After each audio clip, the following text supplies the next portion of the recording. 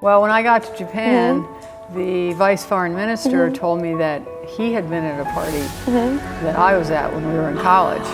Really? Yes, but he was afraid to ask me to dance. Oh, So then we met so many years later, so you never know. do you remember? No. So you never know who You never to, know. You and never know when your paths are going to cross Yeah. again.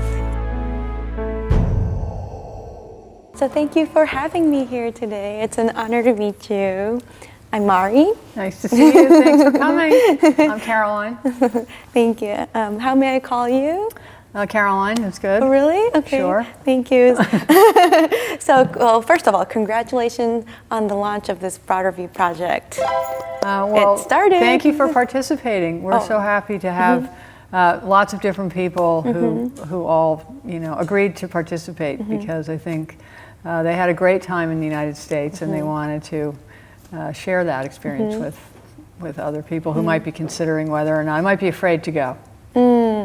I heard that it was your idea to start this project. Well, during my time in Japan, I've met so many people who tell me that studying in the United States changed their life and that they came back to Japan and were able to pursue their dream or start a company or become an artist or do scientific research, and they wouldn't have had the courage or the imagination to do it if they hadn't gone abroad. And so it just seemed to me that that was a message that younger people should hear because we really need more people, more Japanese to go to the US and more young Americans to come study in Japan. And from my experience, I've had such an incredible time in this country that I feel like that's something that I want to share with Americans. So I'm working to encourage Americans to come here, and I also want to encourage young Japanese to go to the U.S.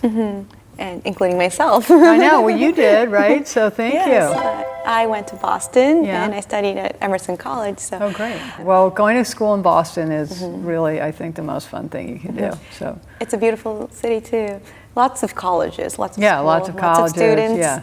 and very exciting arts and entertainment and sports. And yeah, exactly. Baseball, football. Yeah. Well, you're everything. familiar with Boston. Yeah, I went to college in Boston too. So, so I'm speaking from experience, but and I think now it's even more international than it was when I was in school.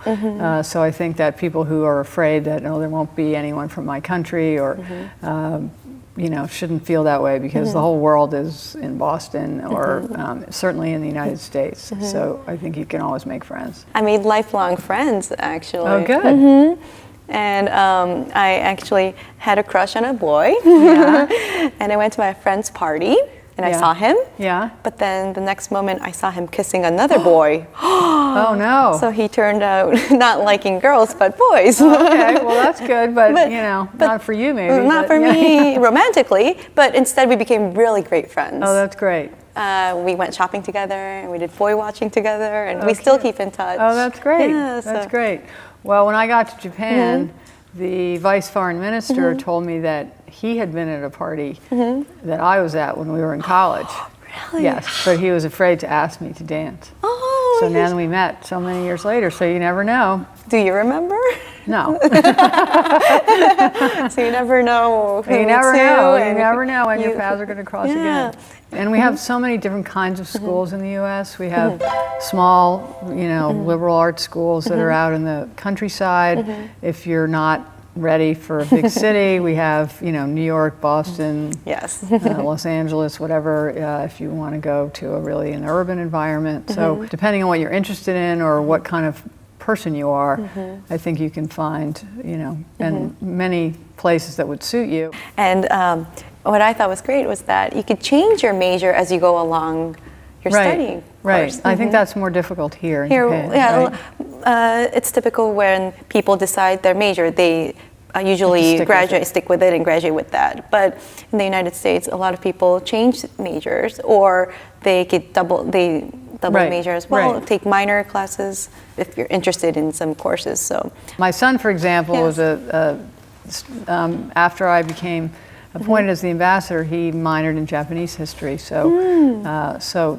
you're right. You can add and change a little bit if you, Yeah, I started off studying marketing communications, but I also minored in psychology as well. Oh, okay. Well, they're kind of connected. They're very interesting. Yeah, I bet. When you communicate with people from different culture or different background, what did you take into account? Well, I think a lot of it is observation and listening. Listening, yes. Listening and just seeing, you just get interested in how other people approach something. So it just makes it, so much more fun every day to see how people are going to do things that, that are new and different that I didn't think of. You just have to observe and see and enjoy it. Right. And adapt in your way, in your own way. Right, you can pick and choose which ones, you feel like are best for you. But I think listening is important. I think, being open to people, not being afraid to ask for help. I mean, those are all good things to do at home too, but when you're in a new place, you need to do it more. Well, thank you so much today. Thank you.